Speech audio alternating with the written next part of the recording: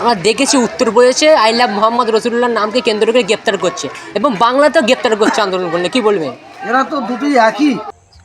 এই মুহূর্তে সবচেয়ে বড় খবর, আবারও হারপার বিধানসভা কেন্দ্রে পা রাখতে চলেছে আহলে সুন্নাতুল জামাতের কর্ণধার পীরজাদা আব্বাস সিদ্দিকী ভাইজান। আপনারা জানেন উত্তরপ্রদেশে আই লাভ মোহাম্মদ রসুল্লাহর নামকে কেন্দ্র করে যোগী সরকার, বিজেপি সরকার গ্রেপ্তার করেছে 20 জনকে।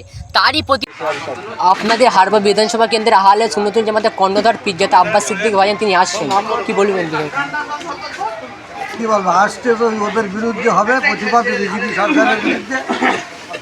কি কারণে হবে?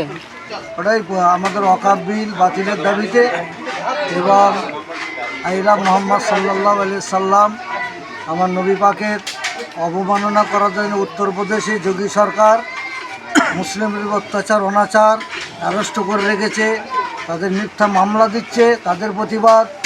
এবং ইসলাম ধর্ম নিয়ে ওই একজন বিজেপি কিসের নাম অর্জুন সিং খুব বাজে মন্তব্য করেছে, কুরুচিপূর্ণ মন্তব্য করেছে। তার প্রতিবাদ পরিযায়ী শ্রমিকরা, আমার বাংলার অভাবী ছেলেমেয়েরা, অভাবী মানুষেরা, তারা মানে অন্য দেশে, তারা অন্য রাজ্যে তারা আয় করতে গিয়ে সেখানে বাংলাদেশি তকমা দিয়ে তাদের উপর অত্যাচার অনাচার, তার প্রতিবাদ। এক কথায় বলা যায় মসজিদ, মাদ্রাসা, কবরস্থান, খানকা, ঈদগাহ, মুসলমানদের প্রপার্টি এই বিজেপি সরকার গ্রাস করতে চায়।